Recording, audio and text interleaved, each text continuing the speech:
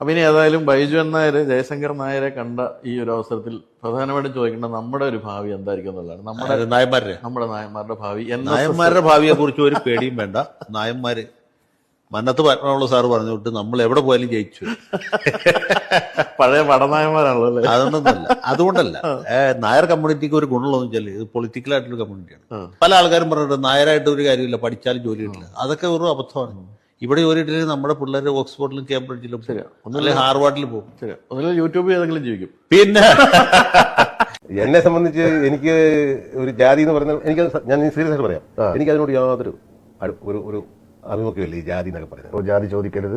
അത് എനിക്ക് വളരെ വിശ്വാസമുണ്ട്. അത് നാരായണ ഗുരുസ്വാമി പറഞ്ഞാണ്. അദ്ദേഹത്തെ അതുകൊണ്ട് തന്നെ ഗുരു എന്ന് ഞാൻ വിളിക്കാൻ തയ്യാറാകുന്നത്. ഇത് കരിഞ്ഞു കഴിഞ്ഞാൽ എല്ലാം ചാരമല്ലേ, മറ്റൊന്നല്ലല്ലോ. ബ്ലഡും അതുപോലെ തന്നെ. ഇന്ന ജാതിക്ക് ഇന്ന ബ്ലഡ്, ഇന്ന ജാതിക്ക് ഓ, മറ്റേ എ പോസിറ്റീവ്, അങ്ങനെയാണോ? പിന്നെ ചിലർ ഉദരനിമിത്തം ഇങ്ങനെയൊക്കെ പറഞ്ഞിട്ട് എന്തെങ്കിലുമൊക്കെ അല്ലേ, അങ്ങനെയാണല്ലോ ഇപ്പോൾ പലരും ജീവിക്കുന്നത്.